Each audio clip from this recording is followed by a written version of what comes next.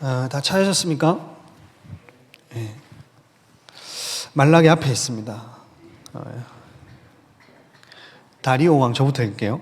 다리오 왕 제2년 8째 달에 여호와의 말씀이 이또의 손자 베레가의 아들 선지자 스가랴에게 임하니라. 이르시되, 그러므로는 그들에게 말하기를, 만군의 여호와께서 이처럼 이르시되 너희는 내게로 돌아오라. 만군의 여호와의 말이니라. 그리하면 내가 너희에게로 돌아가리라. 만군의 여호와의 말이니라.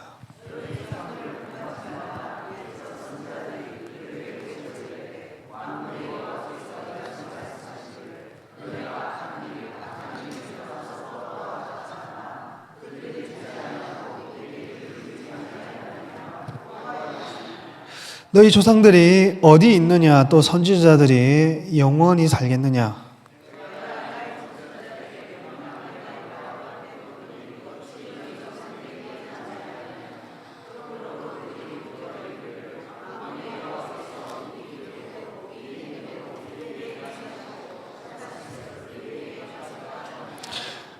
다리오 왕 제2년 11째 달 곧 스밧 월 24일에 이또의 손자 베레가의 아들 선지자 스가랴에게 여호와의 말씀이 임하니라.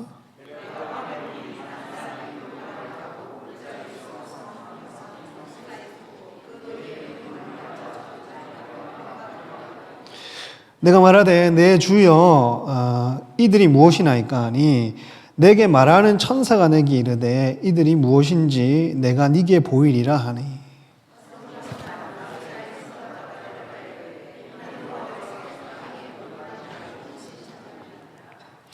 그들이 화석류나무 사이에 선 여호와의 천사에게 말하되 우리가 땅에 두루 다녀 보니 온 땅이 평안하고 조용하더이다 하더라.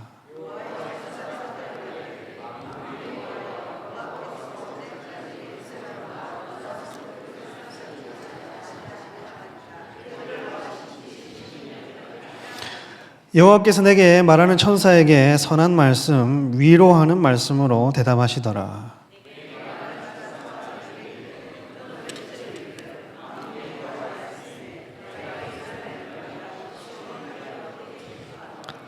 아니란 여러 나라들 때문에 심히 진노하나니 나는 조금 노하였거늘 그들은 힘을 내어 고난을 더하였음이라.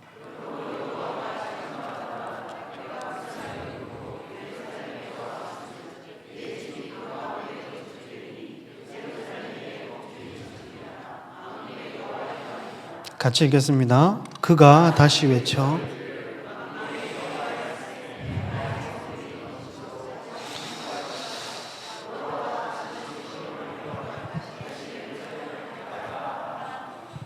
아멘. 별 특별한 일이 없는 이상 스가랴를 좀 떼보려고 합니다. 수업에 나올 때 스가랴를 떼보려고 하는데, 근데 이제 제가 어떤 본문을 택하면 항상 이 마무리가 좋지 않아요. 제가 룻기를 하겠다고 룻기를 1장, 2장, 3장 하고 마지막 4장 아무개가 이제 나오는 그때였는데, 아무개만 하면 되거든요. 아무개만 하고 족보 끝내면 되는데, 여러분들이 그때 사사기 이후에 투표를 또 해주셔가지고 룻기를 하고, 이제 담임 목사님이 룻기를 하고 나서부터 제가 조용히 아무개가 되었어요. 아직까지 그 아무개를 아직까지 못한다니까. 3장까지 했는데. 그래서 괜히 또 이거 듣고 괜히 고린도서 이후에 또 스가랴 투표해가지고 스가랴 또 한다 그러면 저는 또 아무개 그렇습니다. 목표, 올해의 목표 스가랴를 한다. 스가랴서가 처음에 이제 구조를 좀 짜드리면, 일단은 1장 1절에서 이제 6절까지가 서론입니다. 이제 내게로 돌아오라고 하는 여호와의 촉구예요. 촉구. 스가랴를 통해서 하나님이 이제 촉구를 합니다. 그리고 1장 7절부터 6장 15절까지가 8개의 환상인데, 내 말, 그리고 내 뿔과 내 대장장이, 그리고 측량줄, 그리고 대제사장 여수아의 성결, 이 부분이 있고, 등잔대와 순금등장대와 두 감람나무에 대해서 얘기를 하고, 날아가는 두루마니, 그리고 에바 속의 여인 환상, 그리고 마지막으로 내 병거, 이렇게 됩니다. 그러면서 7장 8장에는 금식보다는 하나님이 청정을 원하신다 이 얘기를 하고 있고, 8장에는 예루살렘 회복에 대해서 말씀을 하시고, 9장부터 12장까지가 메시아에 대한 예언인데, 9장에서 10장까지가 초림 메시아, 초림 예수에 대해서 예언을 하고, 11장부터 12장까지가 재림 메시아에 대해서 예언을 합니다. 그래서 언뜻 보면 진짜 힘든 어떤 그 본문이 스가랴입니다. 말이 왔다 다니고 두루마리는 왜 또 날아다니는지 보고 있으면 이거 도대체 무슨 말이고, 내 제장장이는 또 왜 나와가지고 또 에바 속에 왜 또 여인이 있나요? 이런 난해한 부분들이 있는데, 그래도 이제 제가 해석할 수 있는 선에서, 깨달을 수 있는 선에서는 같이 좀 보면서 스가랴가 이렇게 흘러가는구나, 또 이제 마지막 때에 대한 부분이 특히 가면 갈수록 이제 비춰지기 때문에, 마지막 때에 이스라엘과 예루살렘 중심으로 이 열방이 이렇게 돌아가겠구나라는 것들을 볼 수 있는 본문이 될 것입니다. 일단은 1절을 한번 보면 다리오 왕 제2년 8째 달 이렇게 되어 있습니다. 1절 한번 다시 읽어볼까요? 시작. 다리오 왕 제2년 8째 달에 여호와의 말씀이 이또의 베레가의 아들 선지자 스가랴에게 임하니라 이르시되, 이렇게 돼요. 다리오 왕 제2년 8째 달, 이때가 이제 언제냐라고 했을 때, 요거는 이제 나중에 좀 풀어보고 대충 이렇게 좀 보면, 성전을 짓기 시작한 때가 우리가 고레스 칙령 때가 538년이 고레스 칙령 아닙니까? 그래서 또 537년에 42,360명 이 정도, 43,000명 정도가 이제 포로기한을 먼저 시도를 하고, 그리고 536년에 성전을 짓기 시작합니다. 성전을 짓기 시작하는데 문제가 뭐냐 하면, 주변의 이방 나라들이 자꾸 방해를 하고, 막상 와보니까 유령도시거든요. 아무것도 없어요. 거미줄만 있고 풀만 잔뜩 나 있고 가시와 찔레와 이런 것들만 나 있어서 완전히 저주받은 땅으로 폐허가 됐습니다. 아무도 경작을 안 하는데 도시가 완전히 망한 도시가 된 거죠. 그러니 집도 지어야 되겠고, 먹을 거 있으면 농사도 해야 되겠고, 그리고 그 땅에 적응도 해야 되겠고, 바벨론에서 얼마나 많은 문화와 재미를 가지고 살았는데 믿음 하나 붙들고 약속 하나 붙들고 이 땅에 왔더니 아무것도 없는 땅인 거예요. 그랬더니 16년 동안 이 사람들이 자기 삶에 연연해서 사명을 버려버리고 성전 짓는 걸 중단해버립니다. 중단하면서 16년이 지났으니까, 536년에서 16년이 지났으니까 520년이 된 거예요. 520년. 520년 때에 한 6월 그때 6달째에 학계가 먼저 나타나가지고, 야, 성전 지어야 된다라고 얘기를 하고, 그러고 나서 2달 뒤에, 오늘 8째 달이잖아요. 학계 1장 1절에 보면 6째 달에 학계가 나타났다 했거든요. 그럼 2달 뒤잖아요. 2달 뒤에 스가랴가 좀 더 어린 선지자인데, 선배가 먼저 가고 나서 후배가 그 다음 와가지고, 야, 너희가 성전만 지으면 되냐? 너희가 회개하지 않고 너희 성전 짓는 너희가 제대로 살지 않고 무슨 성전을 짓느냐? 이렇게 얘기를 하는 겁니다. 그래서 성전 건축을 하고 또 하나님께 이제 재건을 올려드리는데, 학계는 그걸 독려하고, 그리고 스가랴는 그 성전을 짓는 사람들의 마음을 계속 뒤집어서, 성전을 짓는 너희 상태가 이 꼬라진데 이렇게 살아서 되겠느냐고 이제 균형을 이루면서 한마디씩 이제 하고 있습니다. 그래. 그러면서 오늘 여기 보면은 8째 달 돼 있죠. 누구 왕 2년이요? 다리오 왕 2년이 BC 520년 10월경입니다. 그래서 성전 건축한 지 2달이 지난 상황이에요. 학계서 1장 1절을 기준으로. 스가랴가 자카르, 기억하다에서 왔고, 야훼, 여호와께서 기억하신다. 여호와께서 기억하신다는 겁니다.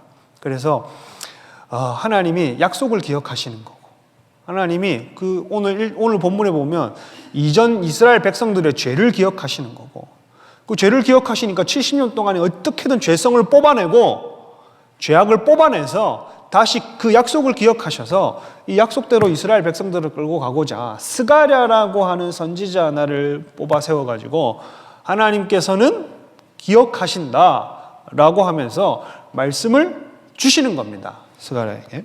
2절에 보면 여호와가 나의 조상들에게 한번 읽어보겠습니다. 시작. 여호와가 너희 조상들에게 심히 진노하였느니라 이렇게 되어 있죠. 심히 여기서 보면 심히라는 말이 케체프라고 하는 분노, 그리고 진노하였느니라 카차프라고 하는 어근이 똑같죠. 경노하다. 그러니까 매우 심이라 분노라는 명사랑 뒤에 동사가 경노하다가 붙었기 때문에 심히 이렇게 번역을 한 거겠죠. 그래서 매우 경노하다. 원래 카차프라는 말을 잘 그렇게 많이 안 씁니다. 보통 히브리어로 구약에서 하나님이 너를 바라셨다 할 때 아프라는 말을 씁니다. 이게 뭐냐? 아프는 콧구멍. 이게 하나님의 분노로 주로 많이 쓰입니다. 그래서 하나님이 계속 참고 계시는, 백성들이 죄를 지어도 이스라엘에 돌아오지 않아도 순종하지 않아도 하나님이 참고 있는데, 여기에서는 희한하게 구약에서 한 30번, 33번 이 정도밖에 안 나오는 게 카차프인데, 이거를 이제 여기에 또 써놓았다는 건 뭐냐 하면 보통 이방인들을 향해서 경노할 때 카차프를 씁니다. 그리고 자기 백성인데도 치명적인 우상숭배나 죄를 지었을 때 카차프를 씁니다. 예를 들어 금송아지 사건, 금송아지를 만들었을 때 하나님이 경노하셨을 때 자기 백성을 향해서 카차프를 썼습니다. 그리고 고라와 다단과 아비람이 모세와 아론을 대적하였을 때에 카차프를 썼습니다. 그리고 나답과 아비후가 또 헛짓을 했을 때에 또 하나님이 열받아가지고 카차프를 썼습니다. 그래서 치명적인 죄를 자기 백성이 범했을 때거나 그와 동급으로 이방인들이 하나님을 경노시켰을 때에 지금 이 단어를 씁니다. 잘 안 쓰는 단어인데 이게 많이 지금 노하신 겁니다. 심히 노하신 거예요. 그래서 구약에서 이렇게 쓰는 단어다. 스가랴는 1차 포로로 귀환한 이스라엘 백성들에게 하나님께서 하나님께서 너희의 죄악을 기억하셔서 지금 하나님이 이것보다도 완전히 이방인 취급하듯이 너희에게 지금 경노하고 있고 지금 진노하고 있다고. 왜냐하면 16년 동안 성전을 안 짓고 학계가 2개월 전에 가가지고 야 성전 지어야 된다 했는데 막상 가보니까 성전도 아이고 우리 영광이 이전만큼 못하다 이라고 있고 낙심하고 있고, 또 본인들의 죄는 또 죄에 대해서는 돌이키고 하나님의 말씀을 순종하고, 이게 아니고 완전히 이제 성전 짓는 것도 엉망인데다가 사람 상태까지 엉망이니까 하나님이 이제 2개월 뒤에 스가랴를 보내셔가지고 야 하나님이 지금 진노하고 있다. 그래서 1절부터 6절까지는 회복하는 어떤 전제 조건을 얘기를 합니다. 이스라엘의 스가랴가 보통 흘러가는 어떤 큰 맥 안에서는 이스라엘의 회복에 대해서 얘기를 하거든요. 회복된 예루살렘과 이스라엘의 모습에 대해서 얘기를 하는데 그런 이제 맥락 안에서 이 회복에 대한 어떤 전제 조건, 그게 이제 1절부터 6절까지 얘기를 하고 7절에서도 이러한 것이 있어야 회복이 된다. 회복하려면 이러한 것이 있어야 된다고. 이 회복을 전국적으로 그들이 바라는 회복은 정치적 회복이겠지만 하나님이 바라는 것은 죄성을 뽑아내고 죄에서 돌이키고 이런 순종하는 대로 나아가고, 여기에서 하나님이 받으시기를 원하는 것들인데, 이러려면 요런 거 있어야 된다고 1절부터 6절 나누고 7절부터 17절까지 이제 환상을 하나를 딱 보고 나누는 겁니다. 8개 환상 중에 오늘 첫 번째 환상, 네말 탄자의 환상 나오거든요. 그 부분을 좀 보도록 하면 3절에 보면 그러므로 너희는 그들에게 말하기를 만군의 여호와께서 이처럼 이르시되 너희는 내게로 말하 돌아오라. 만군의 여호와의 뭐니라 말이니라. 그리하면 내가 너희에게로 말이라 돌아가리라. 만군의 여호와의 말이니라 이렇게 되어 있죠. 만군의 여호와의 말이니라 하면서 이처럼 이렇게 돼요. 이처럼이라는 말은 코라는 말입니다. 이렇게 이 방법으로 하나님은 스가랴에게 이렇게 말하라고 예언하는 방법을 가르쳐 주세요. 그래서 야 이렇게 예언해라, 이렇게 말해라 하고 이스라엘 백성 앞에서 이렇게 얘기하고 친절하게 가르쳐 주십니다.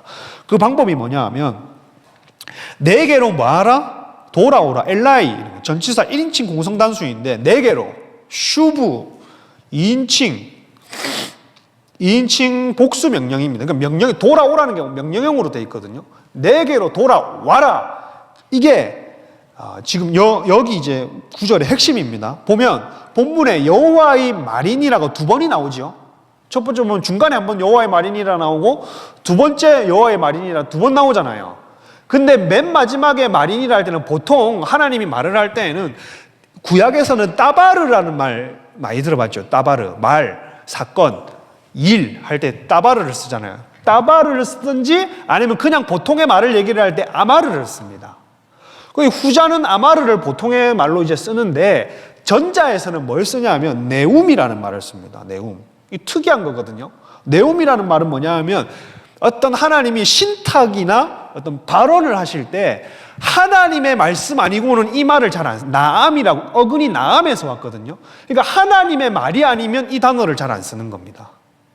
그러니까 그냥 말이 아니라 하나님이 반포하시고 발언하시고 이거를 강력하게 선언하실 때에 네움을 쓰거든요.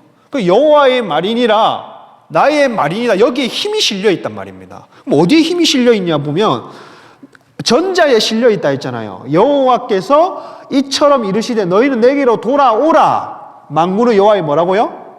전자에 실려 있다고요. 그러니 내가 너희에게 돌아오리라 라는 것보다 뭐가 지금 힘이 실려 있어요? 너희가 내게로 돌아오라. 여기에 지금 하나님이 실려 있습니다. 힘이. 그러면 너희가 내게로 돌아오기만 하면 하나님이 돌아가는 것은 쉽다는 얘기를 하고 있는 겁니다. 그러니까 하나님께 돌아가는 것은 그냥 여기 나와가지고 우리가 앉아있고 같이 예배하고 찬양하고 출석하는 게 아니고 하나님의 말씀으로 돌아가는 게요. 궁극적으로 돌아가는 겁니다. 왜냐하면 하나님은 들판에서 말로 내 백성을 위로한다 이렇게 되어 있거든요. 어쨌든 성도는 하나님의 말씀 아니면 위로를 받을 길이 없습니다. 우리가 참 성도냐 아니냐는 하나님의 말씀이 위로가 되냐 안 되냐.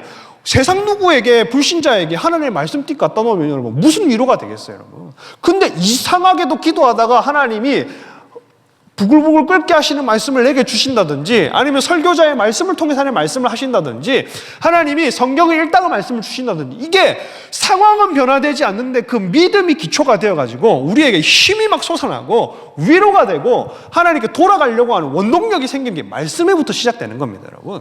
그래서 여호와께로 돌아오라는 말은 내가 들판에서 말로 너희를 위로하는데 이게 호세아인가 아마 거기 있습니다. 그래서 하나님께 돌아온다고 하는 것은 결국에는 말씀으로 돌아오는 건데 그러면 그게 읽는 거냐 했을 때에 아니라 읽는 것만이 아니라 뒤에 보면 나옵니다. 보세요. 네움, 돌아와라는 명령에 지금 강조가 있는데 이것을 전제로 하나님은 나도 너희에게 돌아가겠다 이렇게 말씀을 하지요.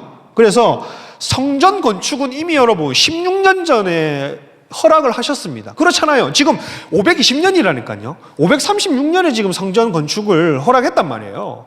근데 하나님이 아직도 안 돌아갔다니까요.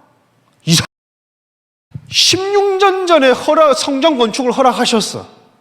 근데 16년이 돼도 하나님이 내가 너희에게 돌아가겠다라고 하는 그 미래형을 씁니다. 돌아가리라.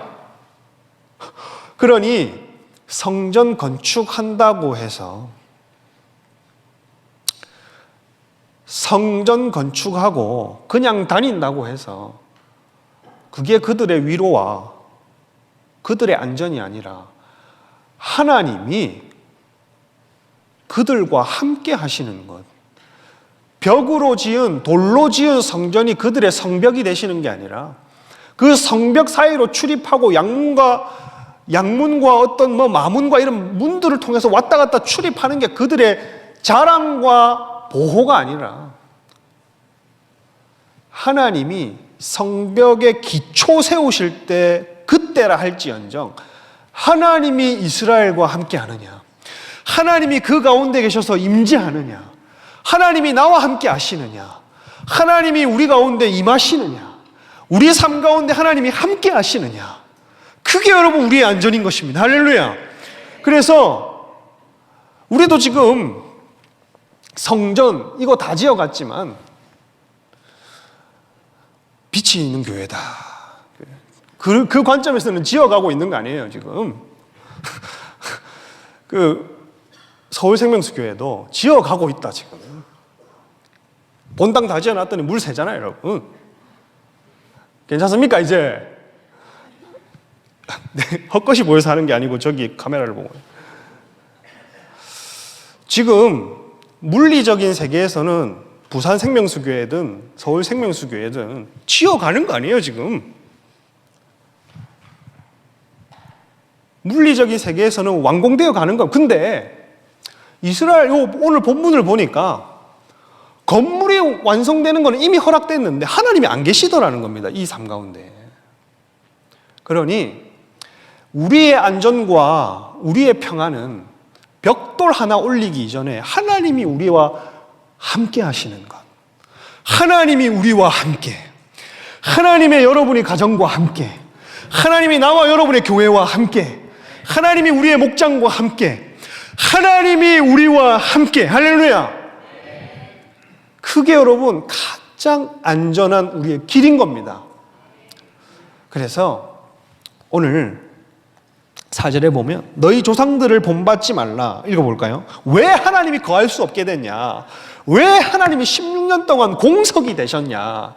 이게 4절을 얘기를 하는 건데 읽어보겠습니다. 시작.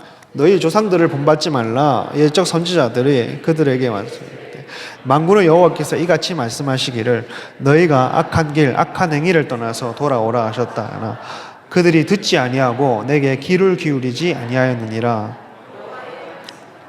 너희의 조상들을 본받지 말라. 그들이 조상들의 죄를 본받지 말라인데 무슨 말이냐? 옛적 선지자들이 옛적 선지자 그러니까 이전에 있던 모세 때부터 자기 앞에 학계까지는 아니겠네. 어쨌든 자기 앞에 있는 선지자들, 선배 선지자들까지는 지금 다 죽었잖아요. 죽은 선지자들까지 수 없는 말을 전하고 수 없는 말씀을 전하고 수 없는 말을 했는데 뭐라고 얘기를 하냐면 그들에게 외쳐 이르되 만군의 여호와께서 이같이 말씀하시기를 너희가 악한 길 악한 행위를 떠나서 뭐라고 그러고요? 돌아오라. 악한 길은 데레크라는 말이 있는데 길을 얘기합니다. 히브리어로 길을 얘기할 때 데레크인데 이건 삶의 방식입니다. 여러분. 내가 만들어가는 길이잖아요. 그리고 내 삶의 방식인 겁니다. 그 삶의 방식이 하나님의 말씀을 벗어나고 성경을 벗어나면 돌아오라는 얘기예요. 그리고 악한 길 돌아오고 그 다음에 악한 행위 마알랄인데 요 알랄이라고 하는 게 어근을 마알랄에서 알랄의 어근을 찾아가 보면 가혹하다입니다. 가혹하다. 그래서 악한 행위가 가혹하다. 그러니까 하나님은 악한 사람들을 학대하고 자기 상대를 밟고 올라가고 약한 사람들에게 홀대하고 업신여기고 학대하고 다 이방인들이 본인들에게 한 그 짓을 세상이 우리에게 하는 짓 아니에요, 여러분. 우리가 복음을 전하고 우리가 신앙생활을 하고 우리가 말씀을 읽고 세상 가운데 기도를 하고 자기 신앙을 나타낼 때 세상이 딱 성도를 향해서 업신여기고 비아냥거리고 조롱하고 짓누르고 어떻게든 그 믿음을 끊어버리려고 우리를 시험할 때가 있고 우리를 유혹할 때가 있고 우리를 못 살리고 그러는데 근데 교회 안에서 세상이 딱 내한테 하는 짓을 성도 간에 하고 있는. 그러니 여러분 이게 서로가 그런 핍박을 받으면 위로가 되어야 되고 서로 안위가 되어야 되고 같이 지체가 되어야 되는데 딱 세상에서 하는 그 습관을 본받아가지고 어디 풀 때는 세상이 없으니까 성도에게 해버리는 겁니다. 교회 안에서 해버리는 겁니다. 비방하고 헐뜯고 씹고 하는 것들이 전부 다 악한 행위, 삶의 방식과 그게 세상 길과 세상 방식대로 간다 지금 가고 있다 지금 그 얘기를 지적하고 있는 거예요. 지적하고. 그리고 보면 옛적 선지자들이 너희에게 이렇게 계속 얘기를 했는데 떠나 돌아오라. 그러니 내게로 돌아오면 나도 너희에게로 돌아갈게. 이 말은 말씀 그냥 계속 읽고 하는 게 아니라 결국에는 말씀이 가라고 하는 길을 가다 보면 말씀이 가라고 하는 길을 순종하고 삶의 일부분조차도 내 방식이 아니라 말씀이 살아라고 하는 방식 있잖아요. 말씀이 살아라고 하는 방식. 미워하지 마라, 살인하지 마라, 간음하지 마라, 도적질하지 마라, 네 이웃에서 탐내지 마라, 부모를 공경하라, 하나님의 이름 만우리 여기지 말아라, 업신 여기지 말아라. 우상 숭배는 안 할지언정 우리에게 나머지 주일에 관한 이 지킴부터 이웃에 관한 계명까지 하나님이 우리에게 크게 퍼져놓은 그 파생되어서 어떻게든 하나님의 말씀대로 살아라고 정해놓은 것들이 그렇게 우리에게 있다는 겁니다, 여러분. 근데 그 방식을 잃어버렸다. 근데 그 방식을 잃어버리고 가혹하게 행했다. 뭐 이런 거 이사야나 우리 옛날에 들었을 때 보면 이런 부분 있잖아요. 가혹하게, 어떻게 가혹하게, 힘 있는 자가 힘 약한 자 어떻게 가혹하게 했냐. 본인도 안식일을 지키지 않을 뿐더러 종살이를 시켜서 안식일을 지키지 못하게 했죠. 하나님께 나아가지 못하게 했잖아요, 여러분.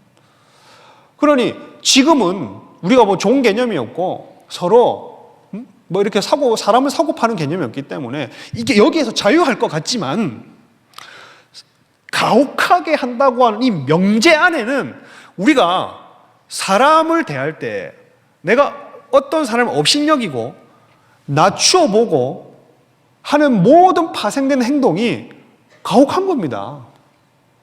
살인을 안 할 뿐이지 하나님이 성령을 주시면서 미워하는 것도 안 된다. 간음하는 거 안 된다.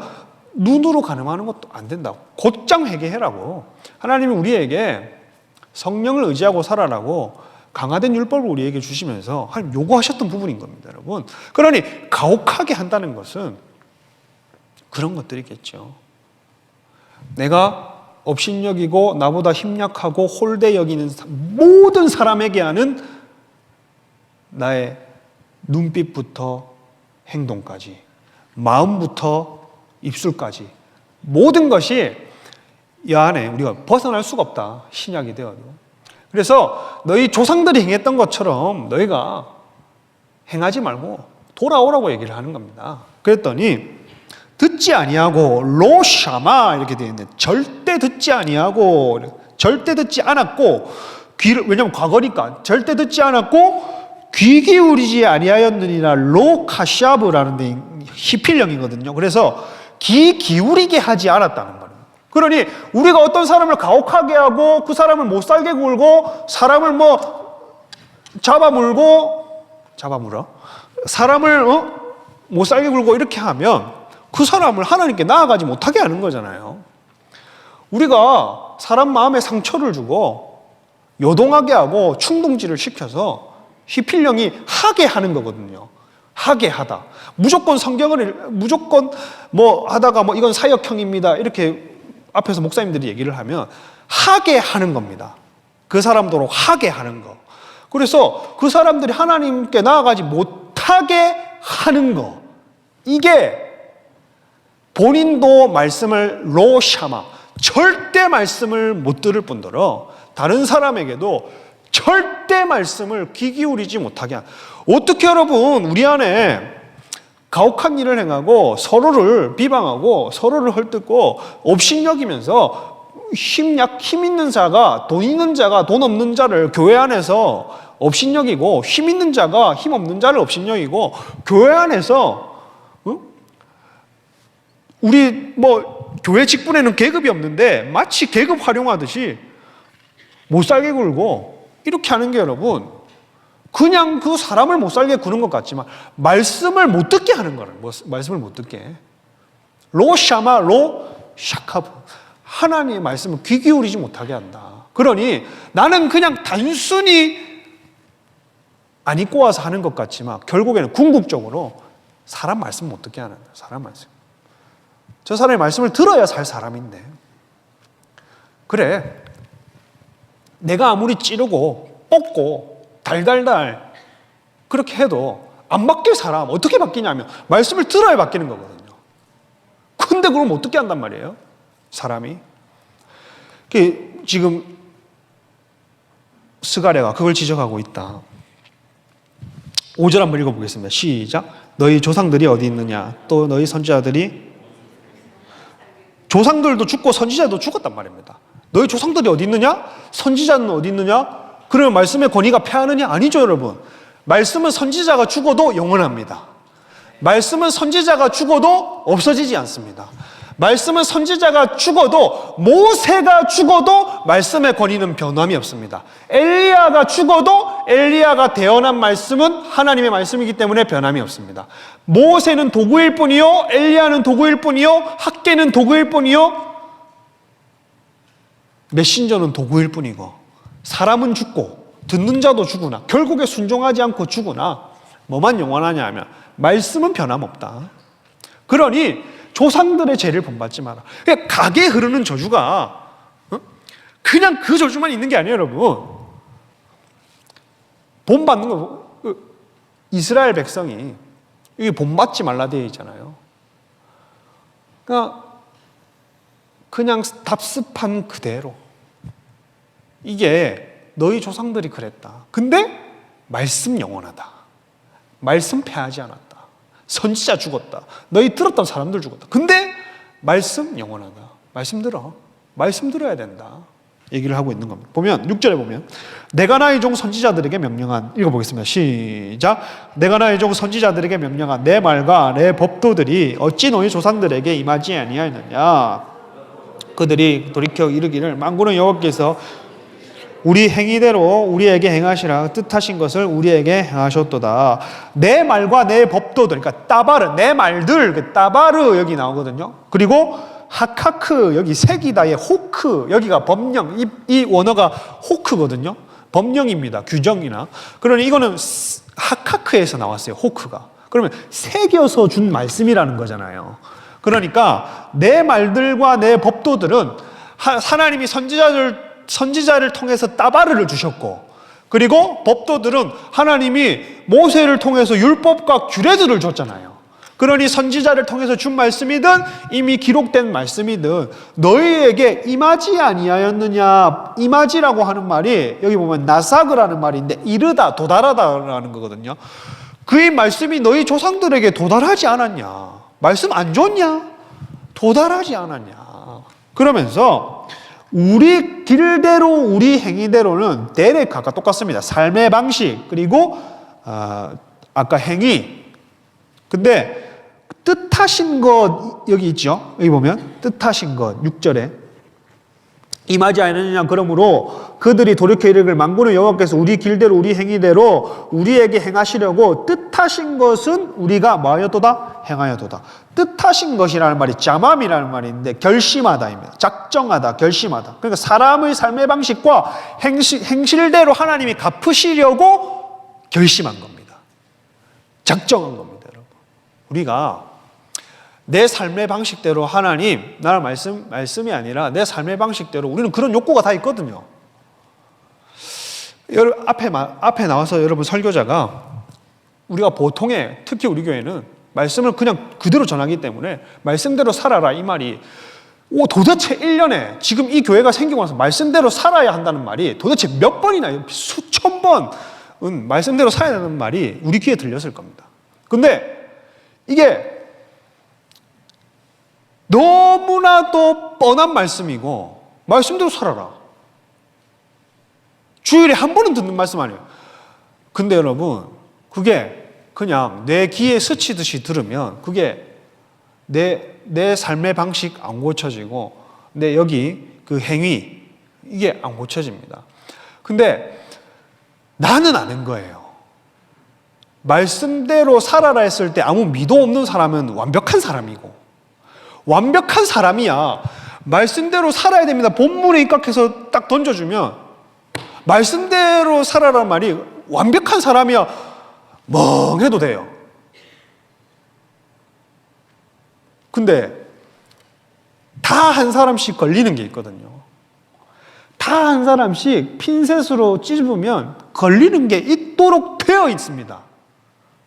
근데 너무나도 우리 마음이 한 겹, 두 겹, 세 겹, 네 겹 우둔하고 강팍하고 때로는 하나님의 말씀을 듣기 싫어하기 때문에 이 말씀대로 내 삶의 방식과 길을 바꿔야 한다는 말조차 이게 안 되는 겁니다. 왜냐하면 이 길이 너무 편하거든요. 간 길이. 이미 말씀을 제껴버린 삶이 너무 편하기 때문에 가라 해도 턴이 안 되는 거예요.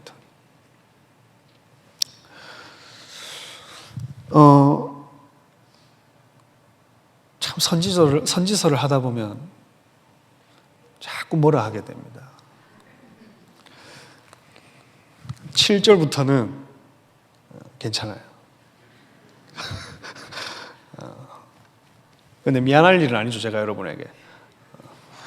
7절부터 읽어보겠습니다. 7절. 다리오 왕 제2년 시작. 다리오 왕 제2년 11달 곧 스밧월 24일에 이또의 손자 베레가의 아들 선지자 스가랴에게 여호와의 말씀이 임하냐. 8절도요. 내가 밤에 보니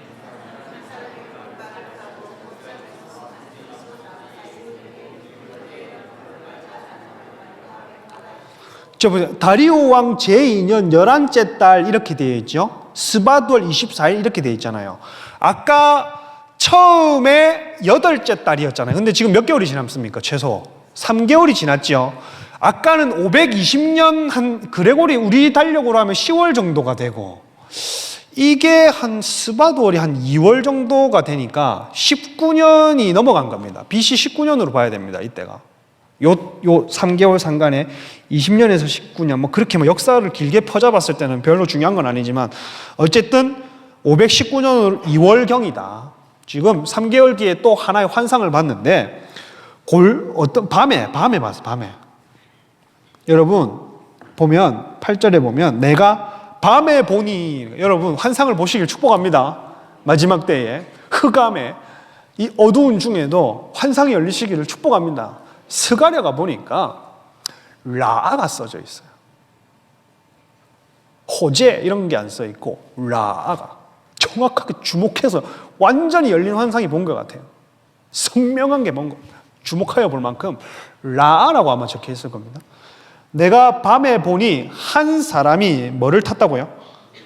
골짜기 한 사람이 뭐를 탔다? 붉은 말을 탔다 이렇게 되어 있는데 조금 계속 보면 일단 먼저 골짜기를 볼게요. 골짜기 속 메출라라는 말인데 깊은 바닥 이거 홍해 지나갈 때 그 깊은 거기를 요 메출라가 써져 있을 겁니다. 그래서 저 깊은 거예요. 그러니까 너무 깊어서 어둠밖에 없는. 그래서 붉은 말이 있는 걸 보니까 어떤 심판의 어떤 시간이나 심판 때문으로 인한 어떤 고통, 고통 속에서 뭘 봤냐? 상징하는 어떤 골짜기를 보니까 뭘 봤냐 하면 심판과 어떤 고통을 상징하는 골짜기에서 보니까 뭐를 봤어요? 화석류나무. 여호와의 말이니라 내가 보니 한 사람이 붉은 말을 타고 골짜기 속 화석류나무 사이에 있었다. 이렇게 돼요. 화석류나무는 이사야 41장 19절에 보면 내가 광야에 뭐 백향목을 심겠다 그리고 또 화석류를 심겠다 이런 말이 나옵니다. 광야에 이제 약속을 하시면서 그리고 또 이사야 55장 13절에 보면 찔레를 대신하여 무화과가 아니고 화석류나무로 이런 말이 있습니다. 가시나무를 대신하여 잣나무로, 찔레를 대신하여 화석류나무로. 그러니 찔레나 가시나무는 저주로 인해서 자라난 풀들이잖아요. 나무들이잖아요. 식물들이잖아요. 그리고 이게 잣나무와 화석류로 바뀐다는 것은 저주가 끊어지고 회복이 임하겠다는 겁니다. 그러니 스가랴가 본 게 뭐냐 하면 고통과 심판을 상징하는 저 깊은 골짜기에서 소망을 하나를 딱 봤는데 회복을 상징하고 이스라엘의 회복을 상징하는 화석류, 이사야가 그렇게 2번이나 얘기했던 화석류를 보면서 하나님이 우리에게 약속을 신실하게 지켜 내가 하나님께로 우리가 돌아가기만 하면 내가 내 삶의 방식을 제끼고 다시 돌아가기만 하면 하나님이 얼마든지 골짜기에서도 화석류를 보여줄 수 있는 분이구나. 절망 가운데서도 소망을 보여줄 수 있는 분이구나 하고 밤에 본 거예요, 여러분. 하나님은 관대하십니다. 긍휼이 많으세요, 여러분. 보여주시는 분입니다. 소망을 주시는 분이에요. 할렐루야. 여러분의 눈이 열리시기를 축복합니다. 절망과 어둠 가운데서도 소망이 보이시길 축복합니다. 지금 대한민국 땅 가운데 여러분 깊은 골짜기, 깊은 어둠, 깊고 칠흑과 같은 찰날, 아까 메출라라는 게 찰날에서 왔거든요. 찰날이 어둠이라는 말입니다. 그러니 이 대한민국 상황도 여러분 어둡고 골짜기 같은 상황을 우리는 지나가고 있습니다. 근데 여러분 중요한 건 이스라엘의 골짜기 가운데서 화석류를 보여주셨던 하나님이 오늘 저러분이란다. 저와 여러분 가운데에도 줄임말입니다. 여러분 가운데에도 소망과 회복을 보여주시기를 축복합니다. 하나님 보여주시는 분이다. 그래 보세요. 붉은 말을 탄 사람이 한 사람이잖아요. 이게 뭐 스가랴가 보니까 한 사람이 보거든요. 근데 11절에 한번 가보세요. 이 사람이 사람인가? 11절을 보면 화석류 나무 사이에 선 여호와의 뭐가 나옵니까? 구약에서 여호와의 천사가 나오면 십중팔구 누구라고 우리가 배웠어요. 그러니까요. 창세기 16장 7절에 보면 하갈에게 나타나신 분, 18장에 보면 아브라함 집에 나타나신 분, 그리고 출애굽기 3장 1절부터 보면 2절쯤에 보면은 이제 떨기나무 사이 그때 모세 부를 때 나타나신 분. 그러니 이위 하나님이 사사기 5장에도 이위 하나님께서 예수님께서 직접 나타나셔서 우리에게 회복을 촉구하시는데 계속해서 보면 이 한 사람은 여호와의 천사 예수님입니다. 그러니 골짜기 가운데서 붉은 말을 타고 지금 이게 상황을 설명해 줘야겠네. 잠깐만요. 이런 겁니다. 여기 보면 말하는 천사가 나오고 말탄 자가 나오고 또 홍마와 또 뭐 백마 사이에 뭐라 적혀 있으면 여러분 성경에는 자주마 이렇게 적혀 있죠. 이게 어떤 상황이냐면 이런 겁니다.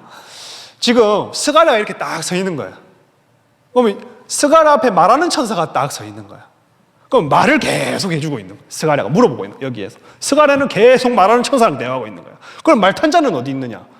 말탄자는 여기서 예수님이 딱 서 있는 거야. 붉은 말을 타고 서 있는 거야. 근데 그러면 방금 홍마와 자주마와 백마는 어디 있느냐? 예수님 뒤에 이렇게 있는 거야. 1인 5역이 참 힘드네요. 이 대충 이해 갔어요? 이게 스가랴고, 이게 말하는 천사고, 이게 예수님 뒤에 다른 천사들이 이제 두루 다닌 천사들이 서 있다. 때문에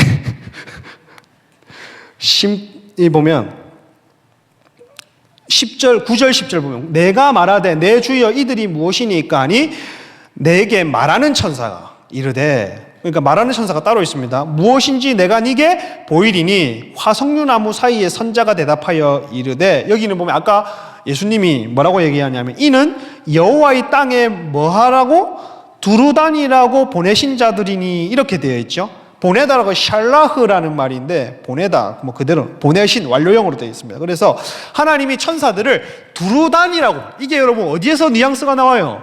욥기에서 사단도 의인을 죽이려고 욥의 정죄 볼모를 딱 잡으려고 온 사방을 두루다니잖아요.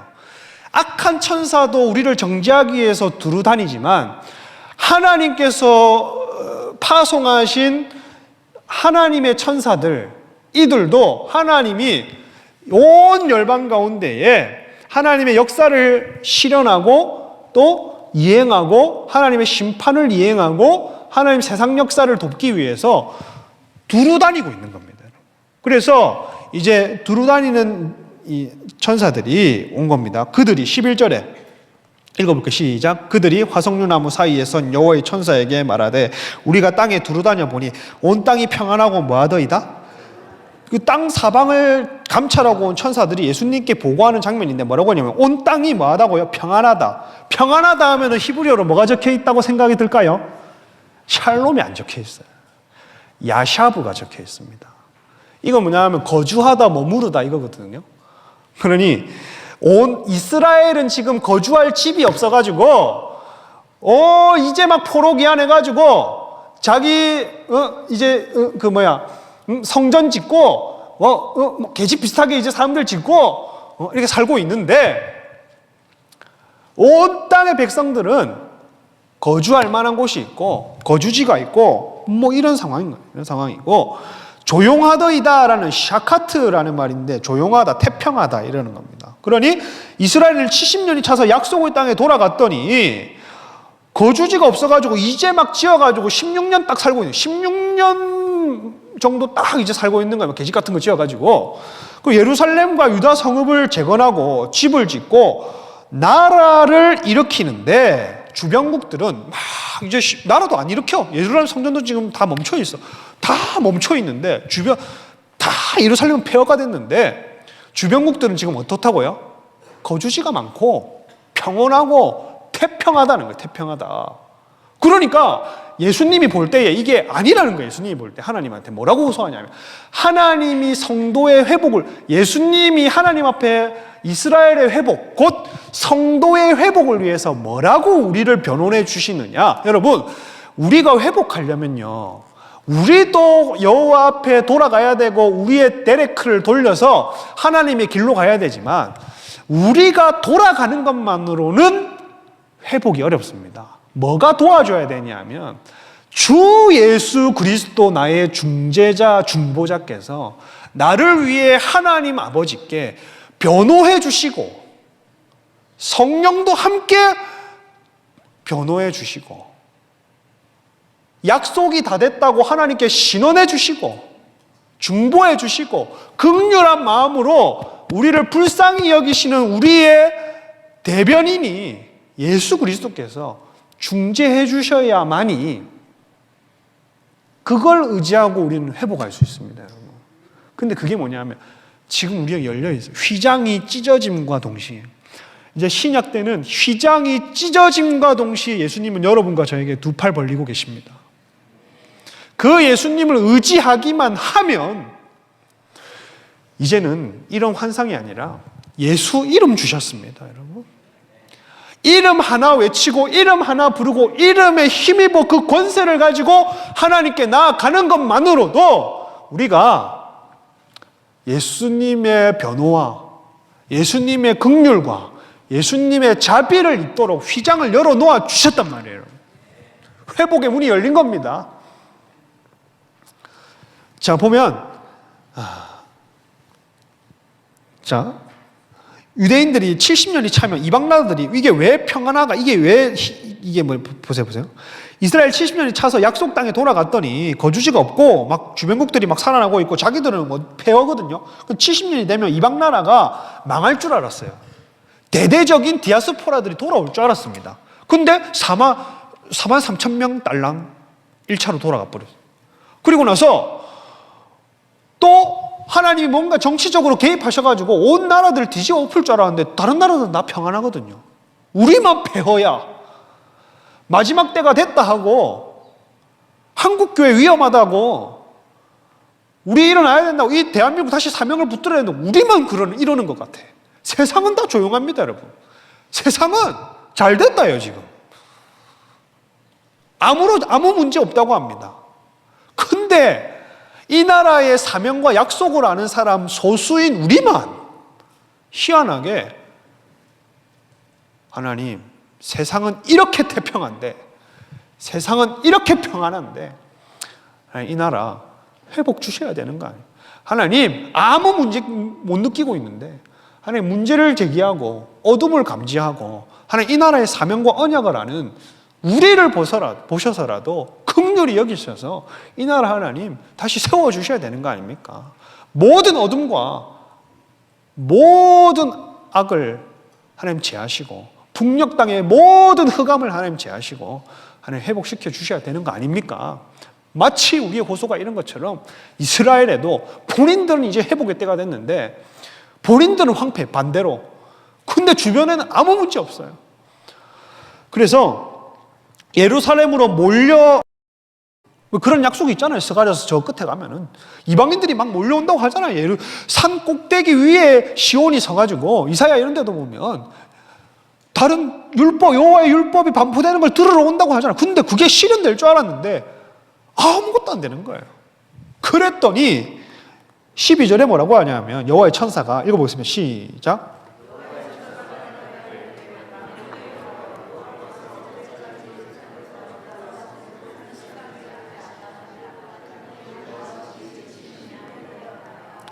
불쌍히라는 말이 라함, 불쌍히 여기다, 측은히 여기다, 이렇게 예수님이 폐허가 된 예루살렘 유다 성읍들을 불쌍히 여기시는 것처럼 우리를 여러분 생각하심에도 우리를 불쌍히 여기십니다. 여러분, 이게 있어야 이걸 근거해서 우리는 회복을 호소할 수 있는 거예요.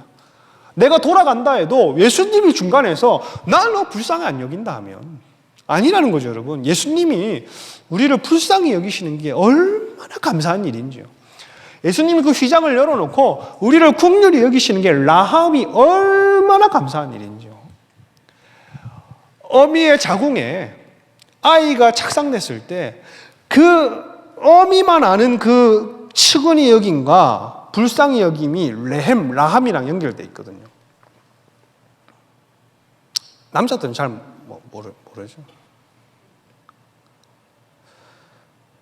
제가 서재에 가만히 있으면 저 방에서 혼자 뭐 하고 있냐면 우리 사모가 뭐 예쁘다, 잘한다, 그냥 있니? 막 혼자 중얼중얼 거리고 있어요. 그래서 가만히 보면 자기 배에다 대고 잘했니? 좋다. 그 딱 제가 가서 딱 배에다 손을 대고 뭐라 말을 하잖아요. 아무 말도 안 해. 아무것도 안 느껴져. 아무 말도 안 하고 아무 요동도 없어. 그러고 나서 손을 떼고 나는 말 안 하노 하고 가면은 뒤에서 예쁘다, 잘 움직이네. 내가 사기치지 마라 하거든요. 사기치고 있네. 근데 희한하게 제가 뭘 느끼려고 안 하더라고요. 그러니 뭔가 이제 연결돼서 자기 몸과 하나로 하나님이 긍휼히 여기고 느껴주듯이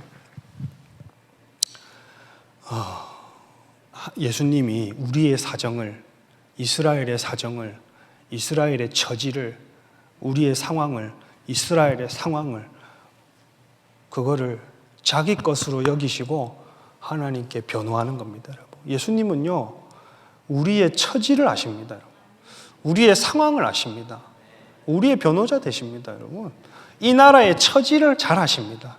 이 나라의 상황을 잘 아십니다. 이 나라의 미래를 아십니다. 여러분. 이 나라의 사명을 아시는 분이 우리 예수님입니다. 여러분. 그분에 의지할 길이 있기 때문에 아직 이 나라는 기도로 하나님께 변호를 요구할 수 있고 하나님 회복을 요구할 수 있는 겁니다. 하나님 회복시켜 주십시오. 보면 노하신 지 70년이 되었나이다. 예수님이 측은히 여기시는 근거가 뭐냐 하면 그냥 측은히 여기는 게 아니라 예수님 자체가 말씀이기 때문에 말씀에 근거해서 불쌍히 여기는 겁니다. 하나님 70년 만에 회복된다 했잖아요. 586년에 예루살렘이 함락을 하잖아요.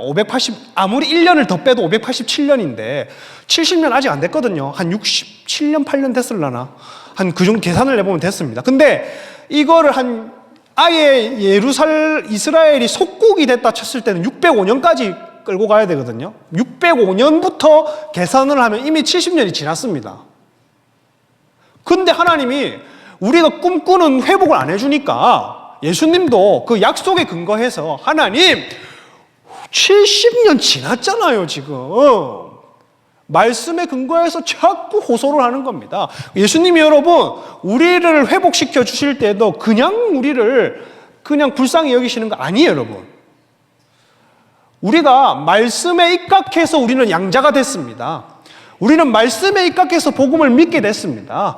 말씀에 입각해서 우리는 보혈을 덮은 사람이 됐습니다. 말씀에 입각해서 우리는 죄의 짐을 주 예수의 십자가에 다 쏟아버린 사람이 됐습니다. 말씀에 입각해서 부활의 몸을 입은 사람이 됐습니다.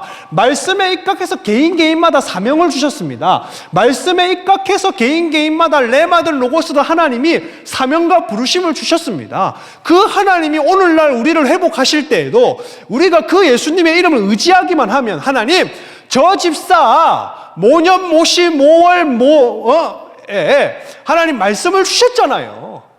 하나님 이렇게 쓰신다고 하셨잖아요. 하나님 모 집사, 모 권사님, 모 장로님, 하나님 몇 년 전에 하나님이 이렇게 하나님이 이끌어 가시고 기름 부어 주신다고 하나님 약속하셨잖아요. 하나님 이 폐허가 된 저의 영적 상태와 저 폐허가 되고 참혹한 저의 영적 상황을 하나님 지켜만 보시겠습니까? 말씀에 입각해서 구원받은 사람 아닙니까, 하나님?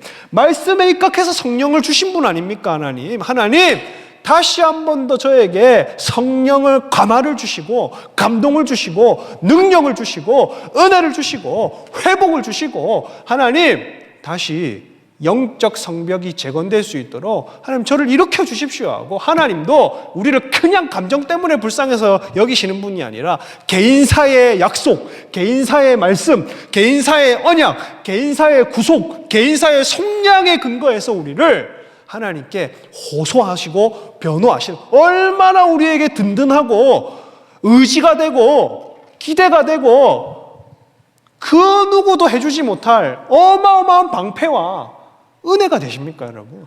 그 하나님께 나오시길 축복합니다. 누구도 우리의 변호자가 될 수 없습니다, 여러분. 하나님입니다, 하나님. 하나님이세요, 하나님. 예수 그리스도십니다. 할렐루야.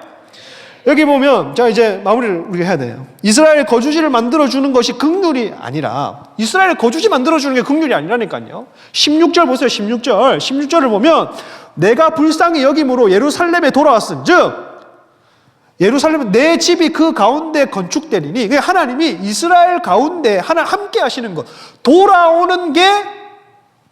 돌아오시는 게 긍휼인 겁니다. 하나님이 우리의 삶과 함께 하시는 게 우리가 긍휼을 입었다는 겁니다.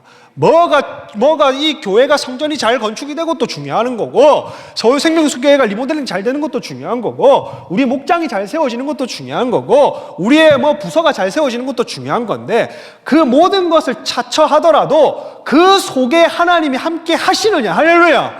이게 여러분 우리에게 필요한 성전이요, 임재요, 하나님의 거주요, 하나님의 돌아오심이, 하나님이 우리에게 돌아오시겠다고 하는 원리가 이겁니다, 여러분. 그래서 성전에서 그들의 예배를 받으시고 하나님 평강이 되시는 그것이 이스라엘에게 필요한 긍휼이다. 13절, 여호와께서 내게 말하는 천사에게 하신 말씀을 위로하는 말씀으로 대답하시더라. 이 위로의 말씀이 뭐냐? 대답하신다 해놓고 말이 안 적혀 있잖아요. 그럼 14절입니다. 읽어보겠습니다. 시작. 내게 말하는 천사가 내게 이르되 너는 외쳐 이르기를, 이 말씀에 내가 예루살렘을 위하여 시온을 위하여 크게 질투하며 칸아가돌이라는 큰 열심, 큰 질투, 그러니까 큰 열심이라고 번역하는 게 저는 좀 맞다고 생각합니다. 그러니까 내가 예루살렘을 위하여 시온을 위하여 큰 열심을 낸다. 그러니 예수님이 호소하고 예수님이 변호하고 예수님이 그들 가운데 대변하시니 하나님도 그 말씀에 근거한 약속, 그에게 베풀 자비, 그에게 느껴지는 그 긍휼, 내 백성에게만 느껴지는 그거를 70년 만에 그걸 이기지 못하시고, 내가 이제 이스라엘 위하여 열심을 낼게, 내가 이 나라를 위하여 열심을 낼게, 내가 네 삶을 위하여 열심을 낼게, 내가 너를 위하여 열심을 낼게 하고 하나님이 일어나서 하나님 열심을 안 내도 되는 분이 열심을 내겠다고 약속을 하는 겁니다. 하나님이 여러분에게 이와 같이 동일하게 역사하시기를 축복합니다. 예수님 이름 의지할 때, 오늘도 우리가 예수님이 어떻게 나를 변호해 주시는가를 의지할 때 하나님은 이렇게 열심을 내신다는 거예요. 결국에는 우리는 예수님 통해서, 예수님을 거쳐서, 예수 이름 거쳐서 긍휼을 입는 거예요. 보면 15절, 아니란 여러 나라들 때문에 심히 진노하나니 나는 조금 진노하였거늘 그들은 힘을 내어 고난을 더하였습니다. 아니란 샤난이라는 말인데 평안한인데, 이게 여러분 그냥 평안한이 아니라 거만한 겁니다. 평안해서 거만한 걸 얘기하는 거예요. 이방 나라들이 샤난, 그러니 자기들은 거만한 거예요. 네, 이렇게 되는 거예요. 왜 그러냐면 하나님은 하나님 사랑, 이웃 사랑이죠. 하나님은 주변국들을 볼 때에 이스라엘이 저렇게 70년 동안 고통을 당하고 이제 돌아와가지고 저들의 하나님 찾겠다고 저렇게 고난받고 있는 모습을 보고 그 모습을 보면 주변국 어느 하나라도 도움이 되고 물질적인 마음의 위안이 되고 할 줄 알았더니 자기들만 평안하고 비아냥거리면서 하나님 살아계시나 한번 보자 이러고 있다는 거예요. 열방이 그러고 있다. 세상이 성도를 향하여 그러고 있다는 거예요. 여러분. 우리가 이렇게 이 나라가 짓밟히는 것 같을 때에, 개인사가 짓밟히는 것 같을 때에, 우리 가정사가 짓밟히는 것 같을 때에 사람들은 여러분, 세상의 영을 가진 사람들은 그냥 하나님 살아계시나 보자, 다시 일으켜질 수 있나 보자. 그게 사람의 한계입니다. 한계가 그렇습니다. 근데 예수님은 다르죠. 예수님은 다르단 말이에요. 거만한, 하나님 이걸 못 보시거든요. 그냥 그것도 거만하게 태평하게 사네. 주변 나라들을 볼 때 하나님 뭐라고 심판하느냐, 그 고난을 방관하는 모습을 보고 심히 진노하나니, 원어에는 케체프, 분노, 가돌, 큰, 아니, 내가 가찹, 경노하다, 내가 매우 크게 경노하고 있다, 이렇게 번역해야 됩니다. 이러한 방관자들에게 경노, 세상이 우리를 짓밟고 세상이 교회를 짓밟고 마지막 때가 되면 될수록 교회가 세상에게 밟히는 것 같고 어둠 속에 우리는 그 세상의 요구에 억압에 위축되는 것 같지만, 하나님은 자기 백성을 향하여 변호하시고 열심을 내시고 세상을 향해서는 내가 크게 분노하고 있다고 얘기를 하는 겁니다. 그랬더니 고난을 더하였습니다. 렐라 아제루 이렇게 되어 있는데, 이거는 악을 위해. 그리고 보세요. 뭐냐면 고난을 더하였습니다. 이게 번역이 악을 위해 도왔다 이렇게 번역해야 됩니다. 그러면 누가 악인지가 제대로 안 나오잖아요. 스가랴 3장 1절에 가면 사탄이 나옵니다. 제가 보기에는 그냥 이스라엘에 대한 그 방관이 오히려 재앙을 도왔다고 하는 것이 그냥 그 재앙을 방관하고 있었든지, 아니면 이 방관과 학살이 사단을 도우는 일이었든지. 왜냐하면 보세요. 16절 보면 그러므로 여호와가 이처럼 말하노라, 내가 불쌍히 여김으로 예루살렘에 돌아왔으니 내 집이 그 가운데에 건축되리니 예루살렘 위에 먹줄이 쳐지리라, 만군의 여호와의 말이니라, 이렇게 되어 있죠. 그러니 하나님이 이방 나라를 도구로 쓰실 때는 야, 징계만 해라, 징계. 세상이 여러분 우리를 짓밟을 때에도 징계만, 왜 세상이 성도 때문에 망하냐 하면 결국에는 하나님은 야, 교훈만 깨닫도록 징계해라, 징계. 사람 막대기를 주실 때에도 세상 사람들이 우리를 뭐 시험거리가 되고 할 때에도 징계만 해라고 하잖아요. 근데 하나님은 징계만 하라고 도구로 세우셨는데 이 인간이 악하고 나라들이 악하고 민족들이 악해서 징계 그 이상의 도구로 학살하고 방관하고 짓밟고 멸절하고 그 마귀를 도운 거니까 도둑질하고 죽이고 멸망시키기까지 목표를 그리로 삼더라는 겁니다. 그러니 하나님이 보시기에 야, 니는 네 도구의 분을 지나쳤다, 그 선을 넘어버렸다고 자기 백성을 향해서는 열심을 낼 수밖에 없고, 그리고 악을 향해서는 심판할 수밖에 없는 겁니다. 그리고 16절에 보면 그러므로 여호와가 이처럼 말하노라, 내가 불쌍히 여김으로 예루살렘에 들어왔으니 내 집이 그 가운데에 건축되리니 예루살렘 위에 먹줄 치는 만군의, 여기 제일 중요한 단어가 뭐겠어요? 따라해보세요. 내 집이 그 가운데에. 다시, 내 집이 그 가운데에. 하나님이 예루살렘을 내 집이라고 얘기를 해주시는 거예요. 내 처소라고 얘기를 해주시는 겁니다. 내 거할 처소라고 얘기해 주시는 겁니다.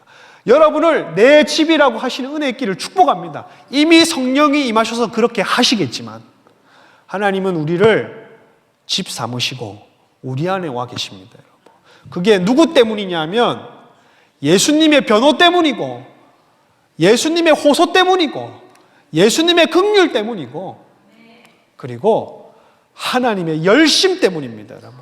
우리는 그 어떠한 것을 한 게 없어요. 우리는 그냥 전제로 내 길을 돌이키겠습니다, 이 행위를 하는 것 밖에는, 이 행위도 결국에는 예수님의 변호 때문에 될 수 있고, 예수님의 호소 때문에 될 수 있고, 예수님의 긍휼 때문에 될 수 있고, 여호와의 열심 때문에 될 수 있는 겁니다. 저와 여러분, 그리고 여러분의 목장과 이 교회, 이 나라가 여호와의 집이 되기를 축복합니다. 내 집으로 삼으시기를 축복합니다. 교제하는 집, 예배하는 집, 사명을 감당하는 집, 선교하는 집, 은혜를 끼치는 집. 그래서 17절 마지막 절인 거예요. 이거 보겠습니다. 시작.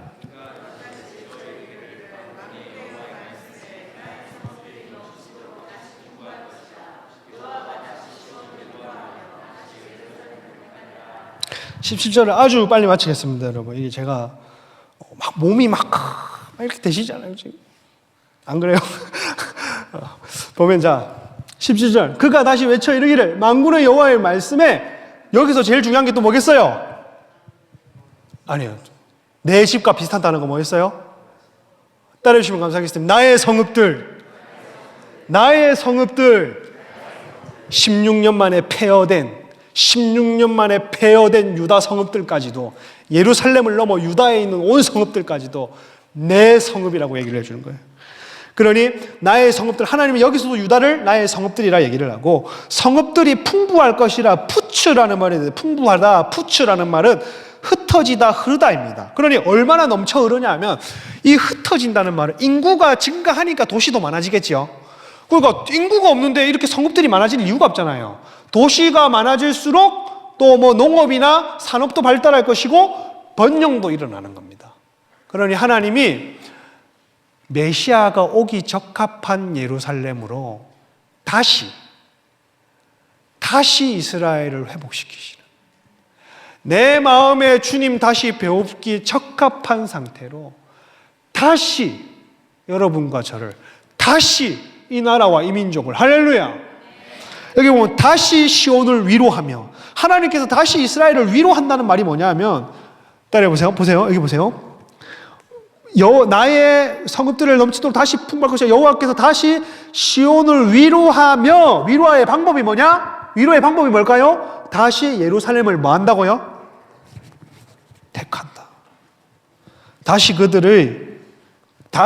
그들의 도성을 하나님이 온 땅 가운데, 열방 가운데 택하는 겁니다. 하나님이 버릴 수도 있지만, 하나님이 버리셔도 되는 나라지만, 메시아를 가나안 땅에 보내주겠다고 하는 약속 때문에 긍휼히 여기셔서 여호와의 열심히 다시 이스라엘을 택한 게 위로. 그러니까 여러분, 우리는 그냥 하나님이 그냥 내 눈물 닦아주시고, 안 되는 거 잘 되게 해주시고, 4개 되는 거 8개 해주시고, 곱하기로 덤을 주시고 하는 게 우리의 위로 수준이 아니라, 우리의 위로는 하나님께서 우리와 함께 하시는 것 뿐만 아니라 우리가 하나님께 택한 종으로 쓰임받는 겁니다, 여러분.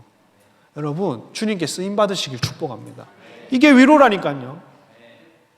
아무짝에도 쓸모없는 백성이 아니라 쓰임받으시기를, 사모하기를 축복합니다. 1인 1직분을 통해서든지, 선교를 통해서든지, 예언과 축사와 여러 가지를 통해 내가 쓰임받는 게 얼마나 감격이에요, 여러분. 나는 죄인이었습니다. 죄인은 뭐냐 하면 못 쓰는 존재입니다. 안 쓸 존재고, 못 쓸 존재고, 버릴 존재입니다. 근데 나를 쓰신다잖아요. 얼마나 이게 위로예요, 여러분. 사단은 우리를 도구 삼아가지고 우리의 자유의지를 패하고 완전히 자기 도구로 우리를 강압적으로 우리를 끌고 가지만, 하나님은 우리에게 동역자가 되시고 아버지가 되시고 친구가 되시고 위로자가 되셔서, 하나님 우리를 택한 내 그릇이다. 바울에게 얘기한 것처럼 우리 한 사람을 하나님이 택한다는 겁니다. 그래서 하나님이 우리를 사용하시던 것보다 더 큰 위로가 없습니다, 여러분. 우리 하나님께 쓰임받읍시다. 더 큰 위로가 없는 거예요. 이걸 사모합시다. 하나님께 쓰임받는 거 너무 큰 위로인 거예요. 이 대한민국이 하나님께 쓰임받는 거 위로인 겁니다. 하나님 이 대한민국을 다시 한 번 더 이 어둠 가운데 일으키셔서 세계 선교하는 나라로 사용하여 주옵소서. 북한 문을 열어 제끼는 나라로 사용하여 주옵소서. 이스라엘과 예루살렘을 회복하는 도구로 이 나라의 복음과 사명을 사용하여 주옵소서 하고, 도구로 쓰임받는 저와 여러분과 이 민족이 되기를 주님의 이름으로 축복합니다. 우리 한번 나와서 기도하고 우리 하도록 하겠습니다.